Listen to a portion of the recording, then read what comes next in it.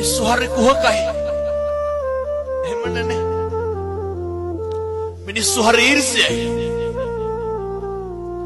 මිනිස්සු කැමති නෑ පින්නතුනේ අපේ දරුවෙක් විභාගකින්වත් පාස් වෙනවට කැමති නෑ.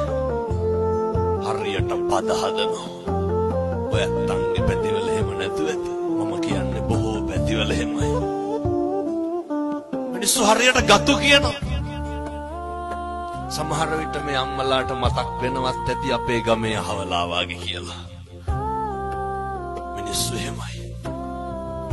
මිනිස්සු කවදාවත් සතුටු නෑ අපිට හරියනවට. හරි කැමති වරදිනවා නම්. ඉබ්බටත් ඕක උනේ.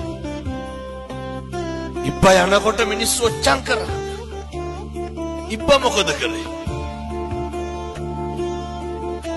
අර මිනිස්සුන්ට බැන්න.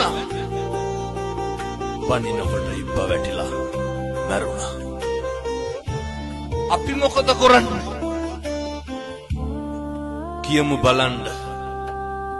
ඔය ජීවිතේ කේන්ති ගියා නම් කවදා හරි කේන්ති ගියේ. පින්නතුනි මම මේ හරි කරුණාවෙන් දේශනා කරන්නේ. එක වචනයක්වත් අහක නම් දාන්න එපා. එක වචනයක්වත් අපත යවන්න එපා. මේ පින්නතුන් ජීවිතේ කේන්ති ගත්තා නම් කේන්ති ගත්තේ කවුරු හින්දාද? කවදාවත් මේ අම්මලාට තාත්තලාට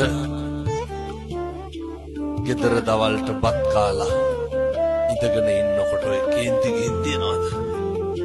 නිකන් ඉන්නකොට නෑ. ඉබ්බට කේන්ති ගියේ කවුරු හින්දාද? අර කොහෙවත් යන මිනිස්සු හින්දා.